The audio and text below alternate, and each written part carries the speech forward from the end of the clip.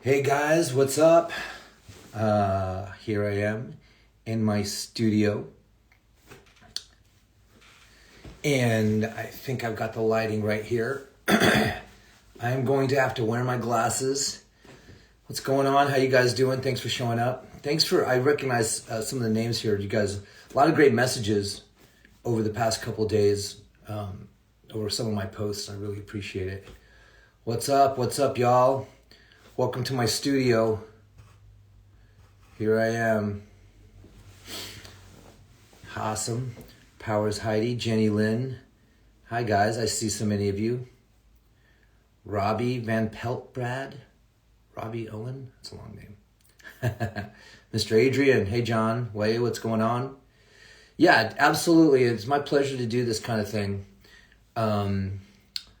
Hey John, Mark, hey, what's going on? Flower Carmona, hi.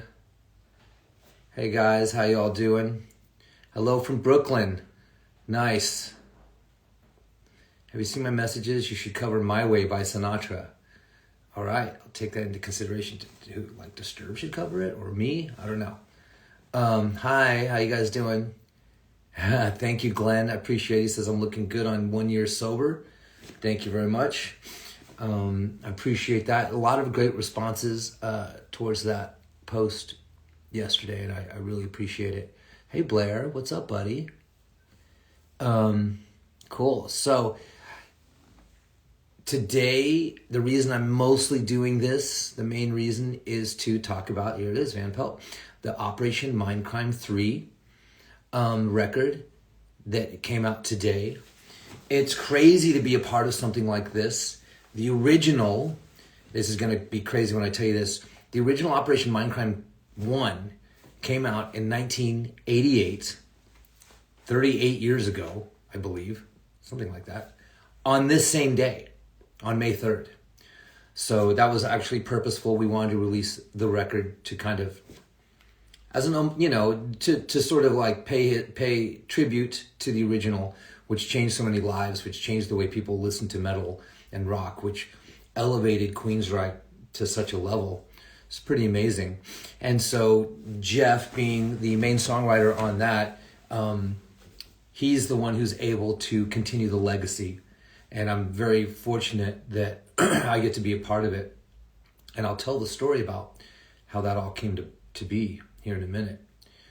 So in 1988, Operation Mindcrime 1 came out May 3rd, which is pretty crazy. It's been 38 years. It's hard to believe that the music from 1988, 89, 90 has lasted so long and made such an impact, and is still, part of people's hearts and on playlists and things like that. It's really stood the test of time. So this record that he did, the album of our youth, man. I grew up on that record. I grew up on Empire. That was a big one for me. Yeah, I was pretty young in 88. I graduated in 92, so I was just a freshman. Like crazy. In fact, when the record came out, I was still in 8th grade. I know. Think about that. I'm sure there's plenty of people on here who weren't even born when Mindcrime 1 came out. But those of you who were, think about how old you were when that record came out. For me, I was still pretty young to get into it. There was a lot of bands that I ended up getting into, like, in retrospect. Because I was too young, at the time to really get into Black Sabbath. So it wasn't until, I was graduating high school that I started getting into Black Sabbath. And I was already into Metallica, but some of these older bands I had to kind of go back and check out. Now, when I was growing up, Empire, Silent Lucidity was a huge record. And then from there, I went back and then I got into the older Queensryche stuff. Did you write the answer or Devil's Breath? Oh, the big question. What song did I write the lyrics to? I'll tell you guys in just a minute. I was 17, crazy and wild. We all were. Oh, that's so cool. Yep, we were just getting started with music back then. It kind of feels like it, But rock and metal, it kind of doesn't have a timestamp on it, you know. A great album, especially in this genre, lasts a lifetime. It's really amazing. It's one of the reasons I love playing this music. So, a year ago, New Year's, so not this past New Year's, but the New Year's before, I've known Jeff a long time, and he does a thing called Backstage Pass Travel, where he and his band travel the world, and they host fans in all these locations all over. So, the New Year's before, they hosted a big New Year's party and an event in Florida. And they invited me to come along and hang out and be a part of the festivities. And I have done this sort of thing before with them in Montana. And since then, I've done one in Italy, and I have another one coming up in Montana that I'm going to do with them. And it's a great time. But this one, we were in Florida, and I was working with a band, Mike and Luke Duncan, father-son band, and I had been producing some songs with them. And we were listening. We were on this boat in Florida on the water, and you know, a lot of the people there wanted. Mike and Luke were actually there, and people wanted to hear the music, so we played it, and it sounded really good. And that's what got me the gig to produce Operation Mindcrime. Jeff and his wife Susan were listening to these mixes I had done and the sound of the record. And then right then and there, they pulled me aside. They said, you know what, we want to talk to you about. We want to do Operation Mindcrime 3, and we think you're the guy to produce it. And that's where it started. So, pretty cool. Now, just to be fair, you guys should, thank you very much. Congratulations on my first year of sobriety. I appreciate that. Yeah, please send me any questions you guys have, and I'll start to answer them. If I missed a question, send it away. Send it back, you know. You can repeat a question if I missed something that you guys really want me to cover. So I just want you all to know, I didn't mix the record though. The record was mixed by Juan Urtiega. And Juan lives in California, and he mixes Testament. And one of the reasons I picked him was because he was a heavy metal mixer. I wanted this record to have a raw, heavy, sort of an older school finish to it. I didn't want it to sound like a super modern record. I was already throwing in enough modern aspects to it with some of the songwriting that was coming from Kieran, and even, you know, some of the work I was doing on bass and some of the layers that we were putting on. I just wanted to make sure that the mix still had sort of that old school energy to it.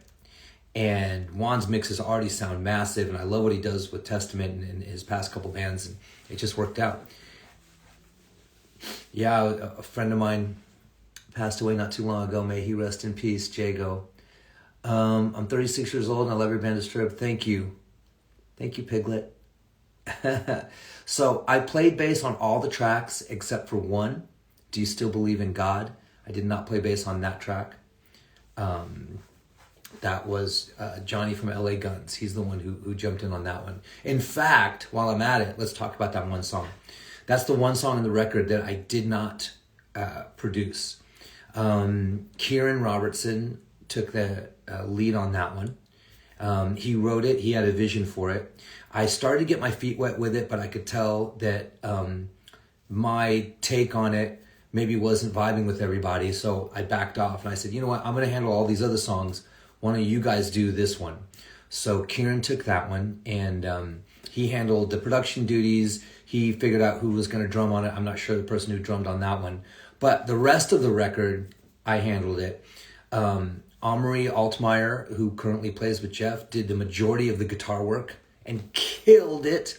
I did 2 sessions with him, and they were both in France in his hometown of Metz. So one of them was in February, and then I think I did another session in June. And I flew to his hometown and hung out with him at his house. And we had the demos from Kieran. And the demos were written like back in... I saw your audition on YouTube. You're an amazing bass player. Thank you, Brett. Appreciate that. So the demos that Kieran did, they go back to like 2021. And so we took those demos, and then me and Kieran basically retrack the songs. And as we were tracking them, we did some splitting up of changing arrangements and things like that. And so Omri did such a great job on it. Great job. The album sounds fantastic. I love it because I know we'll get to hear a great bass tone. Yep, that's my bass tone all over the record. I really loved playing it. Let me tell you, thank you, Sean. Appreciate that. Best producer in metal right now. Let me tell you something about the Queensryche records, Operation Mindcrime in particular. Their bass tone is very present.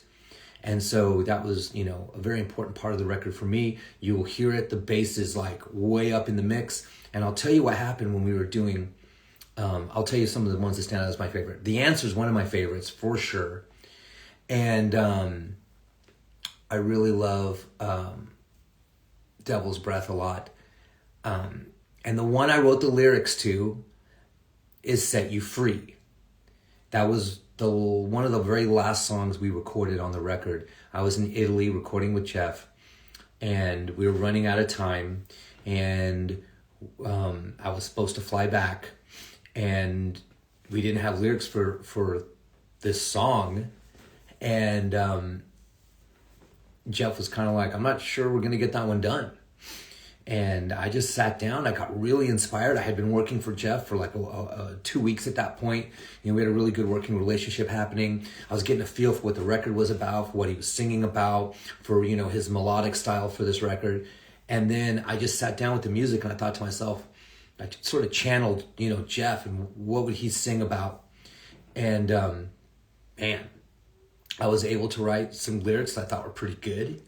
And I showed him to Jeff, and I showed him the melody I had, and he goes, sounds great. And we pretty much recorded it as is. I don't know if we changed very much. So that was a nice little surprise for me to have on the record. I wasn't expecting actually to write anything lyric-wise on the record, and I was really happy to be able to do that. And that was Set You Free. I'll set you free and make you whole again. Basically, Dr. X telling him, trust me, even though he's going to brainwash him. Trust me, even though he's going to completely, basically change the type of person you are, But I'll set you free. I'll take away your pain. So that was kind of the inspiration behind that. So most of these songs, most rock records in general, the lyrics come after the song is done. But lyric ideas, though, can come at any time. Even like little lyric, moments, a lot of writers will write something down, a cool little passage, but it's not really until you have a song that you kind of can hear where the melody goes, and then you start to figure out, oh, that's the right lyric for that melody, and then you start to fit it in. So, thank you, Gassi. I love Set You Free too. That one's very cool. And Set You Free is a very cool song too because it's on the beginning and the end of it. There is ascension and descension. And those two guitar parts, the slow acoustic rain part and then the ending chaos, are two of my favorite moments on the record. The first part, a beautiful piece written by Kieran Robertson, and the ending, Omri Altmaier just slaying, channeling his best Steve Vai and basically destroying that ending. He takes the song to some place I just never thought was going to happen. The truth is, I love producing this record, but I'm only as good as these musicians who I worked with. And Jeff Tate has amazing musicians. The song Vulnerable, Dario Parente had a lot to do with that one. He's the one that plays the solo on that one. And he also plays the solo in Power. So we've got Dario on the record, we've got Kieran on the record, and we've got Omri on the record.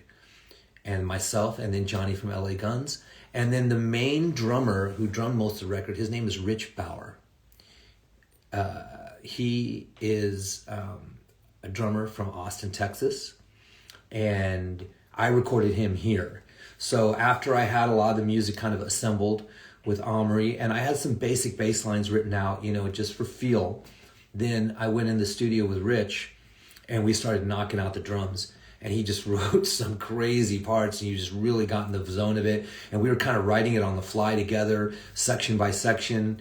And what I really love about the record, it's real drums, guys. These aren't programmed drums. These are real performances. And that was really important to me for this record. I don't know if you know this, but there's a lot of records, modern metal records that come out today that do not have real drums. So much of it's programmed. And there's nothing wrong with that, but it is a different sound and a feel, in my opinion.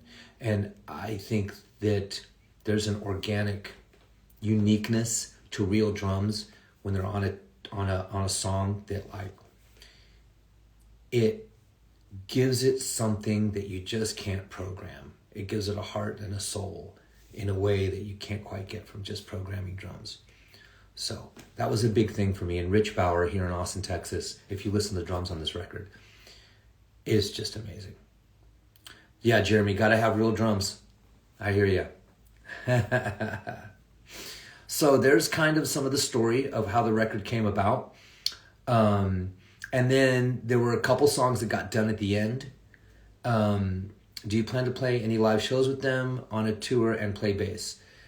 If they were going to come through Austin or someplace close, I would love to. So they are coming to Dallas, and they are coming to Corpus Christi. So if I'm available and I can, I'm going to try to run up to Dallas. I don't know if I'll jump on stage with them, but I'll definitely hang out with them. But they've got, such a great band already. Jack Ross is the touring bass player, the main touring bass player with Jeff right now, and Jack's a great player. And if we do another record with the band, I'll probably just use Jack on bass. Honestly, as much fun as I had playing bass on this record, it kind of happened out of necessity. But at the same time, I put my heart and soul into it. I really did. And I really enjoyed it. And this is some of the best bass work that I've ever done in my entire life. And I really had the freedom to play bass lines that were outside the norm. Because the truth is, this kind of music is kind of like progressive rock. It's not just like standard metal. And when you have that kind of ability to stretch the music and go places that are not expected, it allows for some instrumentation that maybe, it's not typical. And so for me, I try to embrace that as much as I can. Jeff's voice still does sound amazing. I would agree with you there. He really brought it. You got to think, I'm not going to call out exactly how old he is, but you can look it up. But for a guy who's been touring as long as he has, who does it every night, his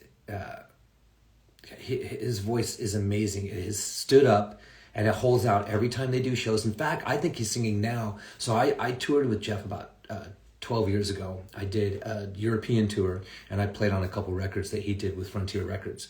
And I think he's singing now better than he's ever sang. I think he's inspired. It was so much fun making the record with him. There was a moment when the first time I recorded him, we're in the studio, I hit record and he starts singing, and I'm like, I fucking can't believe I'm recording Jeff Tate. Holy fucking shit. I mean, seriously. Can you explain loosely what it means to produce? Sure. Like, do you decide if you like the way a certain guitar piece sounds, and can you make the person change it? That's exactly what it is. So there's a song, and then as a producer, I will hear it, and I will think of ways to make the song better. Sometimes that's changing lyrics. Sometimes that's changing the way the song is sung melodically. Sometimes it's changing the arrangement. Some producers, some songs, in fact, will get changed dramatically from their original version.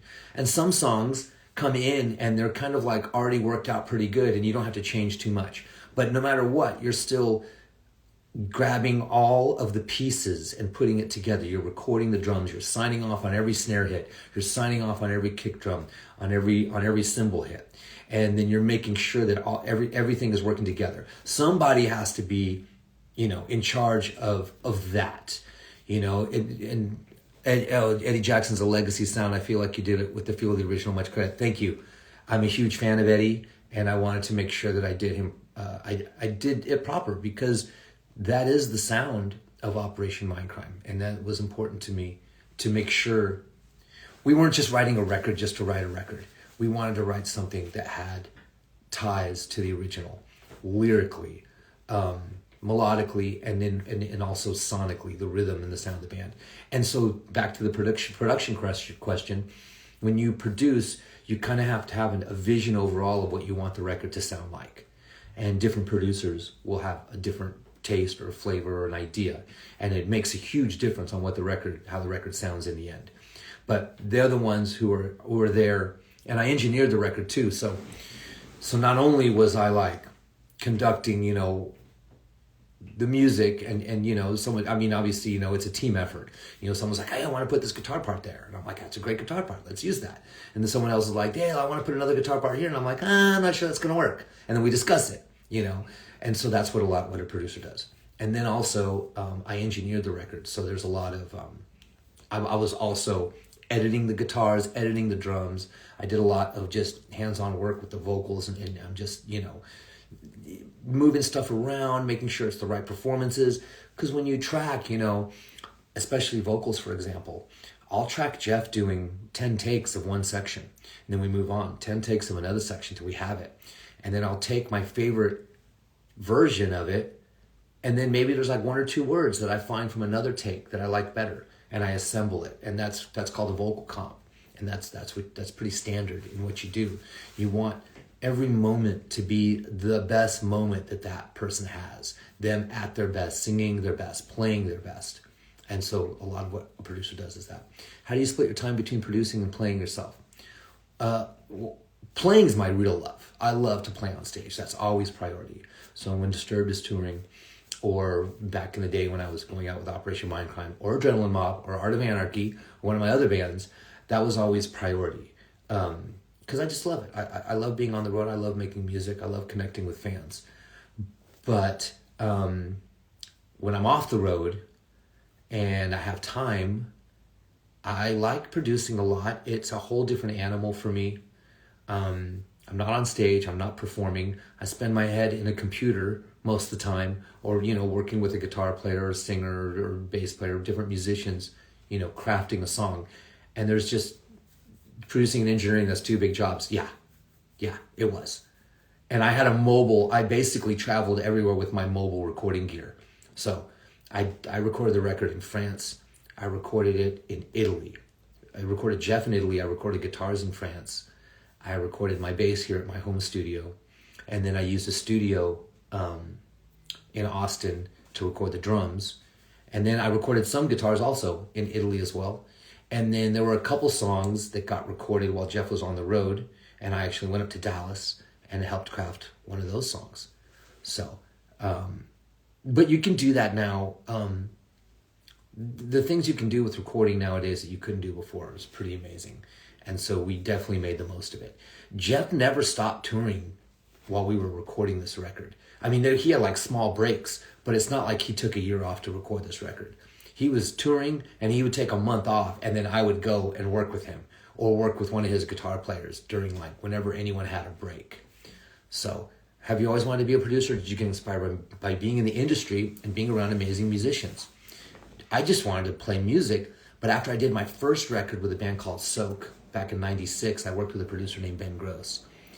And I sat with him every night and every day while we were recording the record. And I just took it in. I realized that I really loved the process. And most of what I learned is from him, from watching Ben, his attention to detail. And he taught me a lot, Once he realized I was going to be in there for every session, he would turn to me and he'd be like, okay, John, here's what the speakers are doing. Here's what we're listening for, and he taught me how songs work, how sonics work and frequencies, and, what you can get away with in certain types of music. And I just ran with it. And I actually have, on johnmoyermusic.com, I have a producer discography page. I've been producing for the last 15 years, and I got a lot of great bands that I produce, but I mostly work with independent artists. This is the biggest record that I've ever done as far as a big artist like this. What's the biggest challenge you face from producing, and how do you work through it? Oh man. Okay. I guess the biggest thing is, when I feel like I know how the song should go in my mind, And then maybe the artist I'm working with has a different idea. And I'm like, I'm not sure how to make your idea work because it's missing A, B, and C. So a lot of times the challenge is figuring out when I don't instantly see what the artist's idea is, that can be a challenge. Then I have to like take a step back and I have to go, okay, what is this? What are they telling me here? Like, what mood are they going for? And I have to, kind of translate what they're going for in a way that I can make sure that I can produce that product in such a way they like, and also in such a way that I think is listenable and that, comes across strong and doesn't sound terrible, or doesn't, or takes away from the song. Some artists in general can be very adventurous, and audiences in general tend not to be so adventurous. So sometimes it's a combination of taking an artist's vision, but making sure that they don't take it too far to where the song becomes unlistenable or they turn people off because they do something in the song that to them is just like a quick little thing or a little side thing, but is it doing the song any justice? What's the real heart of the song? And so a lot of times that's what it's about, is finding the identity of the song and making sure that everybody stays on board with that. Fortunately, I've had the luck of working with a lot of great musicians and artists, and we figure it out.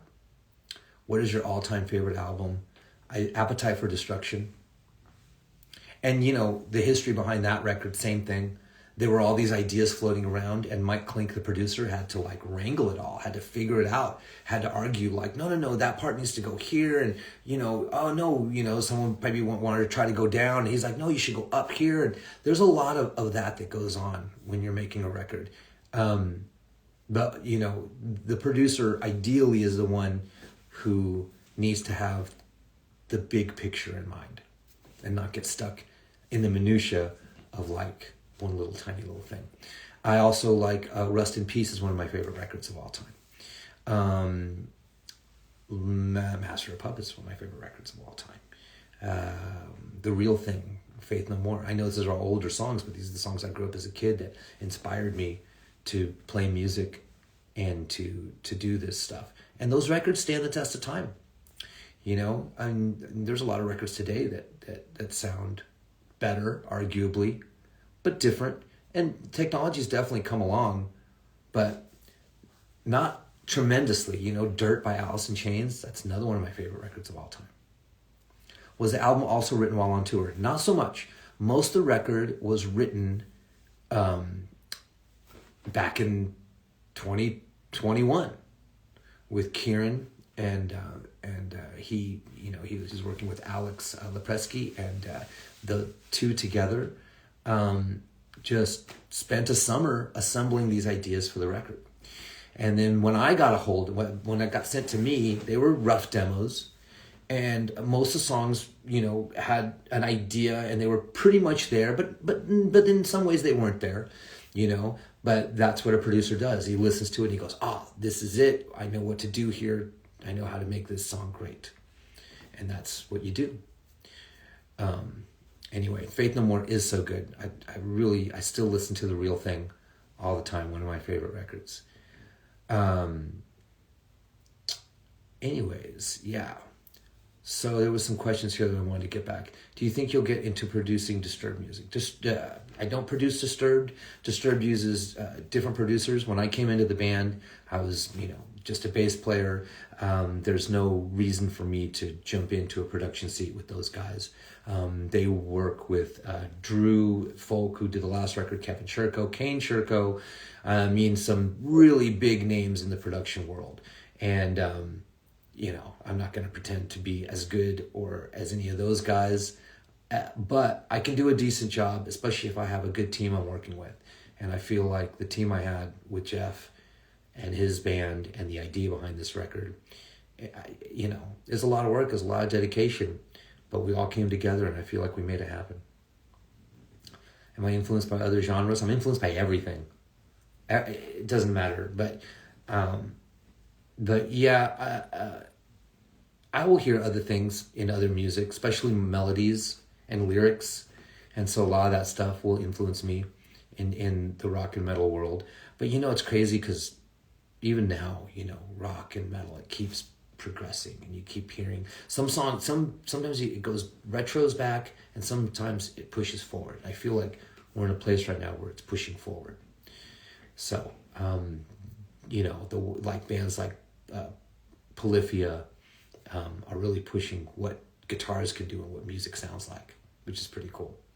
Do you play to a click live? Yeah, for sure. Most bands do. Especially if you have a big production, because you're going to tie your lights to the click. You're going to tie your pyro to the click. If you didn't go into music, what career would you have chosen? A different career. I think I would have, I don't know. I've always been a fan of psychology, to be honest. I might have been a psychiatrist or a therapist or something like that. What's your advice for someone who wants to play bass but has short arms and fingers? I don't know. Play a short scale bass. It can be done. Play a short scale bass. They make them. They're like 3/4, but they still sound good. So yeah. When someone asked, do I have to put my headspace do I have to go into a different producer headspace? Wait, I'm going to go back over some of these questions here. Oh, how cool.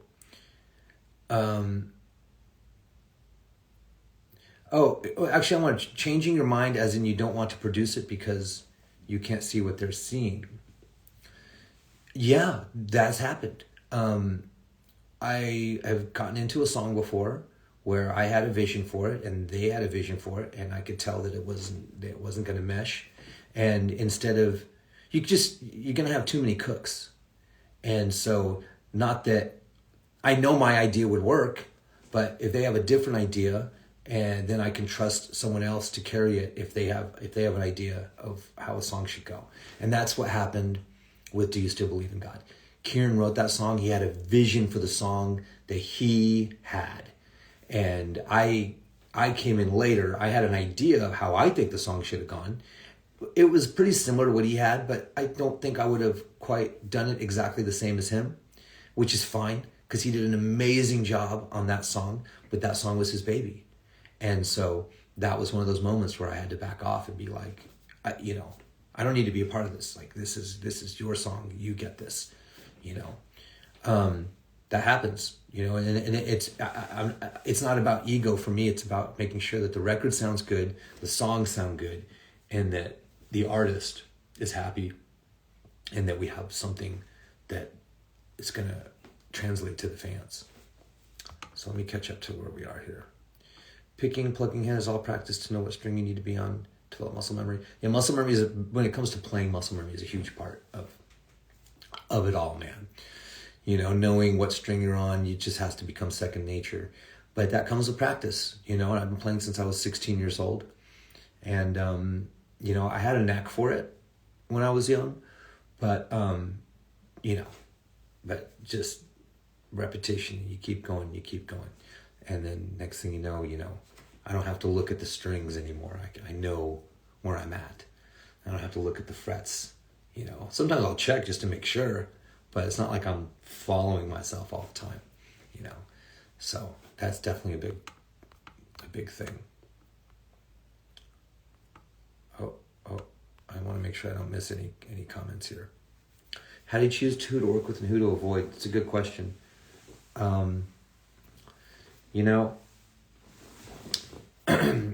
I usually have a rule of 3, to be honest. Okay. I got to really love the music. I got to really love the people. And it's a lot of work, so it's got to be worth my while. I can't do it for free. We all have bills to pay, and, it's time is money. And so those are the 3 things. It's very difficult to work on a record, even if you're getting paid well, and even if you love the music and you can't stand the people. Or if, maybe you love the music and you love the people, but, the pay is rough. Sometimes it's like not the best motivator in the world. I've done it all though. I did a record for DMC, of Run DMC, a couple years ago called Through the Flames. And I wrote and produced the track, and Miles Kennedy was on it. And I did not get paid for it, but I enjoyed the hell out of it because I enjoyed working with those two artists, and it was really important to me to do that song with them. So it depends, but usually, I'm pretty picky because you're going to be working with people for months, and you're going to get close, and there's always going to be some of this, and you need to be able to work with people who, you can resolve, and you can, walk away and enjoy yourself. And and some of this doesn't have to be negative. It's just about pushing for the best possible product, and making sure that the communication's right. So to me, this is not a negative. This is all about, making something as good as it can be. How do you know when a song is done? It's never done. Do you sometimes feel like you get done something after a record is finished? Always, bro. It's never done. It's really hard to finally just go, okay, I'm walking away. I listen, I overthink.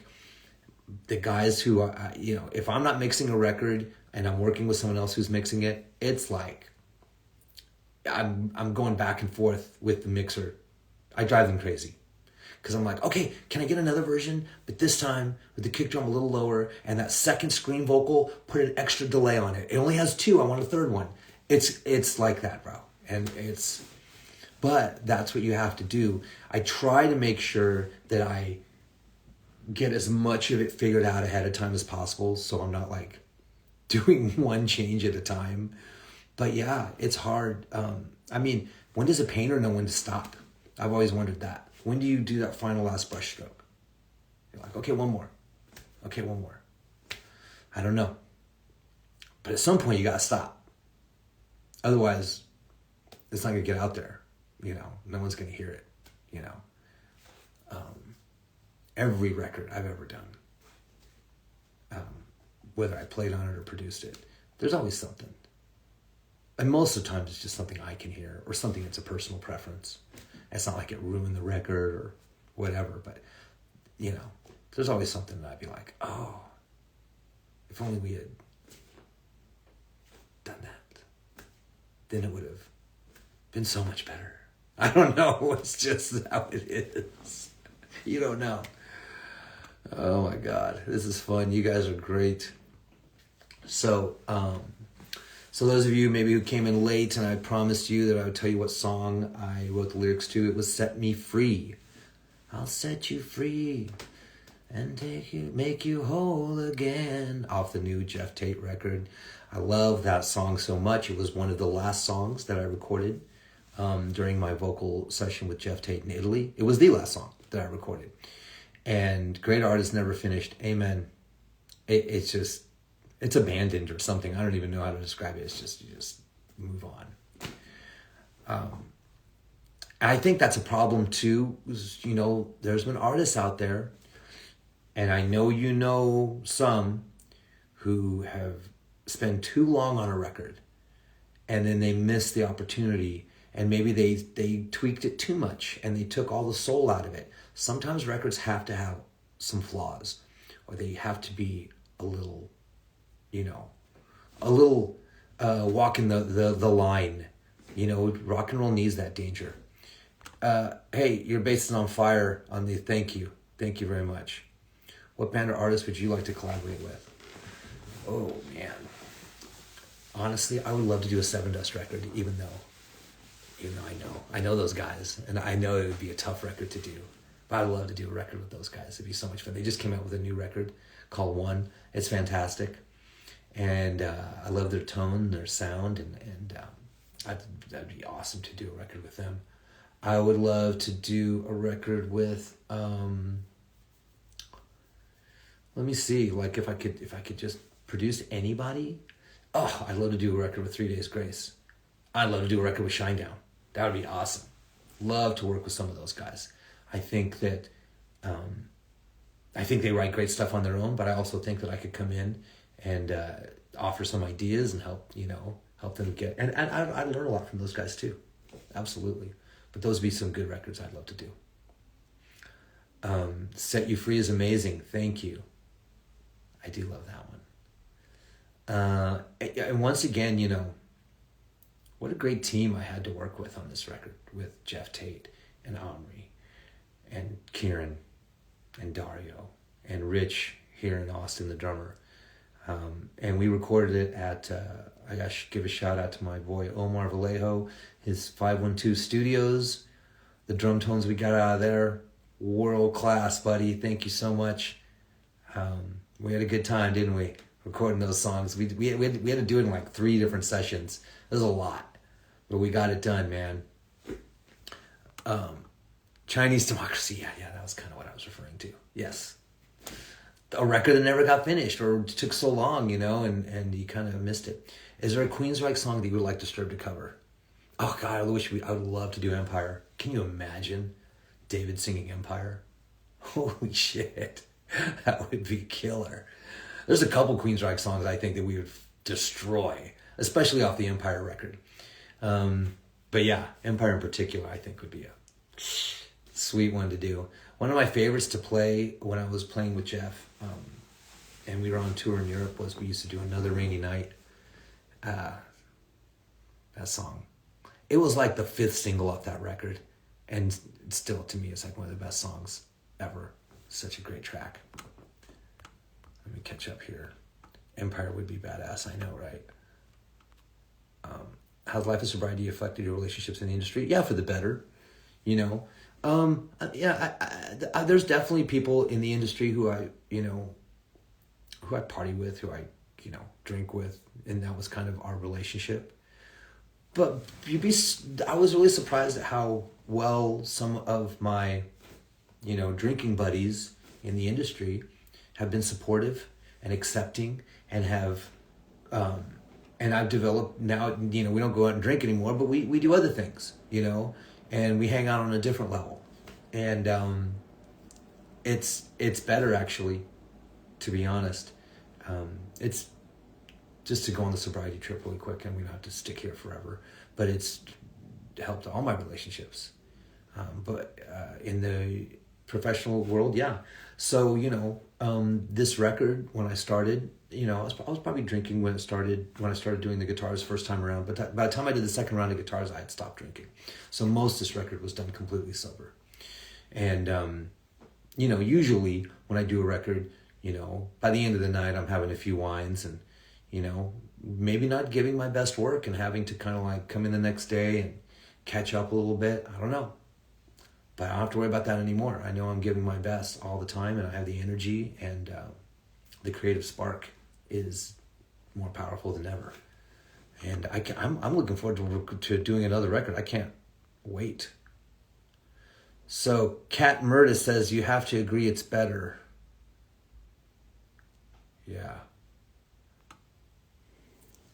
Yeah. The music world, it's pretty small, actually. A lot of us know each other, and if we don't know each other, we know someone who knows each other. So it's, we all talk. And it's good to be able, I know word's gotten around, before that, I wasn't drinking anymore. And I was kind of known to go out and party and tear it up and, if I have a good time. And it's fun until it's not fun. It's just stop being fun. So I have fun other ways now, which great. It's like a whole new world. But yeah, I definitely have had to alter some of my relationships with some people, and that's okay. There's a lot of good people out there who, are backing me up, even though, they don't have to be sober. They can still appreciate me. Do you have to be asked to produce somebody, or can you reach out and ask? I usually get asked to produce somebody. I haven't really reached out to anybody to ask them yet. Maybe I should, and maybe get on some people's radar. But usually independent artists will reach out to me through my website or through Facebook and Instagram. And there was an artist not too long ago. There's a couple artists right now who I'm talking to, who I might produce coming up. I need to, see if I have the time. I have to work out their schedules. But I would love to work. I'm pretty much done with this record. And I just finished a record with Mike and Luke Duncan that I'm really excited about. The really talented father-son. And it's a metal record. It's cool. It's a rock metal record. It's like a throwback sort of like classic metal record. It's really good. And so that one comes out. I don't know when, but the mixes are pretty much done on that one. So I'm kind of waiting on them to see their timeline. And then that one's pretty much done. So really, Disturbed only has a couple shows this year. So I'm definitely looking to see if there's another band that wants to reach out to me or wants to work with me. I'm hoping so. And usually what I do is I go to them. I will fly out to wherever they're at and work with them. Just like I did with Jeff. You know, and I think that was one of the reasons that Jeff wanted to work with me. I think he was kind of like, can you come to Italy? I'm like, yeah. Can you go to France? I'm like, yeah, dude. I'll go wherever you want. Let's just make this record happen. So, is it exciting when I go out on stage these days? As it used to be? Yeah. Yeah, it is. It is for me. It can get old maybe like towards the end of a tour, maybe. But honestly, I just put, The Warning. I'd love to produce The Warning. They're so good. And I actually know them. I actually tried to produce them about 10 years ago. I had met with them and it didn't come to be. But maybe now that I have a little bit more of a track record and maybe, they're looking for somebody new. Good suggestion there because they're actually a great band. And when I was trying to work with them, like I said, it was a while back. They were kind of at the start of their career. And but I remember having a meeting with them in Mexico and I actually jammed with them on stage and great girls and I'm friends with them. So yeah. That's a really good suggestion. Thank you for that one. I like that. I'd love to produce a record with The Warning. They're on fire right now. Such a good band. And very creative. And they're really good at making sure the songs don't sound the same, which I like. Oh, you saw the YouTube video of me jamming with them. Yeah, I think we were doing like Enter Sandman. And it was a while back. They were young. Like, I don't think any of them were even 18 yet. Maybe one of them was 18. Their dad was there the whole time. The dad's like always there every time I've ever been around him. But, so I hung out with the dad more than anybody else. And I was trying to convince him, let me produce the girls. But, yeah. So, I think that's one of the, me being able to travel and work with other bands, I think that's one of the reasons Jeff wanted to use me. Because I can go anywhere. Just take my mobile studio with me, set up some microphones, and we just go for it. All right, coming up on 7:45. I'm going to do this for about 10 more minutes, guys. This has been a lot of fun. Any more questions about that I missed or you want to repeat about Operation Mindcrime 3? If you haven't heard it yet, please check it out. Someone asked me what my favorite song off the record is. I'll just tell you, I love The Answer. The Answer is the song that brought me into this record. When I heard that song, I'm like, I'm doing this record. And then everything else was just gravy after that. But I love The Answer from the beginning. I had a vision for it. That's definitely going to be the next single. It was going to be the first single. I was fighting for it to be the first single. But then Power kind of like came together really cool. So I was like, I like this. And so kind of at the last minute, I was the one that said we should change it and do Power first. Because I thought that was a little bit more reminiscent of Operation Mindcrime 1, and I think that's what the fans wanted to hear. They wanted to make sure that we were doing it justice. So how many tracks didn't make the album? I think there were like 2 tracks that I can think of that didn't make the album. They will probably get rewritten in some way for a future record. I'm not really sure. But they weren't you're so talented. Who knew there's so much more to you than a bass player? Oh, thank you. Thank you, Heidi. Appreciate that. How happy is Jeff with the album? He's excited. He's super excited. If you go to his page, you see he's promoting it all the time. He's like over the moon about it, man. And that makes me happy because as a producer, obviously I want you guys as fans to enjoy the record, but it's really important that my artist who I'm working with is happy about the record. That's like, so the last thing I want is to produce a record and then the artist is like, that sucks. And so for me, it's really important. And Jeff loves the record. And more than likely, we'll be working on a new record here together sooner than later. We are in talks. So, and it's not in talks whether we're going to do it, it's when we're going to do it. So we'll see when that happens. But there's a lot of excitement about this record. There's a new, I feel like in the Jeff Tate camp, there's a new energy because of this record. And I think it's affecting everybody who's in the camp, and everyone's just like full speed ahead. What was the inspiration for the name Natural Air Music? Oh, Natural Air Music was a school that I had. I haven't had that school in a long time, but it was already a school and I bought it from someone else. I just kept the name. What's the best advice you've ever given as a producer? And where was a moment where it really clicked? I think the best advice as a producer is when I ask an artist, and it can be anybody's instrument, what is it that you're doing that's contributing to the song? And so like if it's drums, it's like, oh, well, I'm playing. Well, what does that do for the song? Like, I know it makes you look good, but are you that the song? Same with a guitar player, you know. Are you stomping over the melody? And even a singer, you can go, what are you doing here that's contributing to the song? You know, are you actually singing a lyric in a line? And so when you ask an artist that, a player that, they have to think about that. And when they answer, a lot of times they'll come up with the right part. And I don't have to suggest it. I don't want to suggest it. I want them to come up with the right part. And so if I hear something that sounds wonky to me, I'm just like, why are we doing this here? Like, explain to me what's happening here. You know, what if we, you know, what is this doing for the song? And so I think that's one of the biggest pieces of advice that I think a lot of young artists in particular don't think about when they're recording. They're worried about what they're playing. They're worried about, you know, their sound, which is important, but they're not always worried about the big picture. And that is that's what a song is. It has an identity. It's a living, breathing thing to me. It's not just a bunch of pieces that are Frankenstein together. It actually has a life. And so for me, I'm like, what are we giving to that life? So that's kind of, I know it's a little existential or artsy, but it's true. That's what music is. At the end of the day, it's art, you know? And then, you know, at the same time, it's got to be listenable. It's got to be something that has to be commercial on some level, right?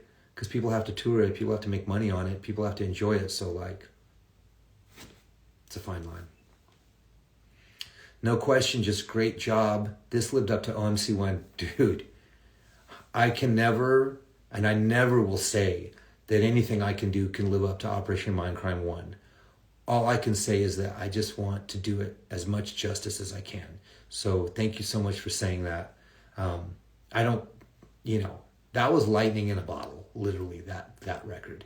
And they created something that just, it's timeless. And I'm just happy to be part of the legacy. Really. Is there a new album project currently in development? If you're talking about Disturbed, or you're talking about Operation Mindcrime, or I mean Jeff Tate. Jeff Tate's definitely looking at a new record, and I've said this before. Disturbed, we got a lot of songs that are, you know, floating around. So I'm not sure when they're gonna see the light of day, but they're there. So happy for you, John. You have so many amazing skills. Great work on this album. Thank you so much. It was a lot of fun. It was a lot of work. It was a lot of fun. And I'm so happy and relieved it's out. I'm listening to it today. And I'm overthinking the whole thing. You know, I can't help it. But I have to let it go. You know? It's like, okay. It's it. It's done. Be happy. Live with it. Enjoy it for what it is. And I hope you guys can do the same. You know, I don't expect every song to be your favorite, but, you know, I think that there's a lot that this record does have to offer. And I think it takes you on the journey. And I think it's really cool to hear it from Dr. X's point of view. And you can hear it in Jeff's voice. He's a little more sinister on this record than he is on pretty much anything I've ever heard him sing. And that's what I really like about it. I like hearing his sinister side. Great talking to you too. Great talking to you guys. All right, guys, send me a next project. Send me a great band. Find somebody out there who you think I should produce, who's young, upcoming, and who wants to work with me. And let me see. You know, I'm looking for a new project. And those of you who are able to, definitely go see Jeff Tate's live show right now in the States. They've got a string of shows coming up. And while you're there, buy a hard copy of Operation Mindcrime 3, Dr. X, and get one signed by the guys in the band and by Jeff. And enjoy Jeff, man. He is killing it. His band is killing it. Blacktop Mojo, great band, by the way. Sorry. This is like live thing. It's just made for ADHD, right? You like start saying something, you're like, oh yeah, this squirrel. Awesome. Flower Carmona says OMC3 is great. Can't decide which song is my fave. Well, after you listen to it, please text me. I'd like to know. Because like I said, I definitely have a favorite, and it is the answer. I'll just admit it. You know, some people are like, oh, they're all my favorite children. Like, no, I'll pick one. All right, guys, we got about 4 more minutes here. I really appreciate all of you tuning in for this and making this fun for me. This has been great. It's been a crazy couple of weeks for me, honestly. Operation Mindcrime 3 CD release party, and all of this that's going on now. And the announcement that got picked up yesterday. I was just trying to share a little bit of personal stuff about myself, and it kind of took off in a direction I didn't think was going to happen. But I'm happy that it happened, and I'm really happy for the people who have reached out to me, and that's been super cool. And I will be continuing to participate and be on here and share with you guys what's going on with me. And I really appreciate y'all very, very much. Which song did I say was my favorite again? On the Operation Mindcrime 3 record, The Answer. I just love that song. There's a couple more that are like close to it, but that one's going to be hard to dethrone. So, all right, guys, much love to, oh, how nice. Much love to my wife, Brandy, for supporting me through all this. Yeah, my family's been great. My wife's been incredible. Brandy's been the best through all of this. My busy schedules, my other issues, which I'm overcoming and constantly overcoming, and just being there as I try to grow and be a better person and a better musician and better guy in general. All right, guys, this is fantastic. Love you all very much. I'm going to let you go, and I'm going to go get some dinner. See you at the Hard Rock. Yep, Disturbed's playing Hard Rock in July. We have 2 shows, Incarceration, and we have a show at the Hard Rock in Florida. And so those are our 2 shows this year that we have going on. And so all of you who want to see me on stage rocking out, come see me there. And thank you. Great job, John. You offered a modern version of Jeff. That was my goal. That's exactly it. I just wanted to offer a modern version of Jeff, and I think we did it. All right. Thanks, guys. As always, stay metal.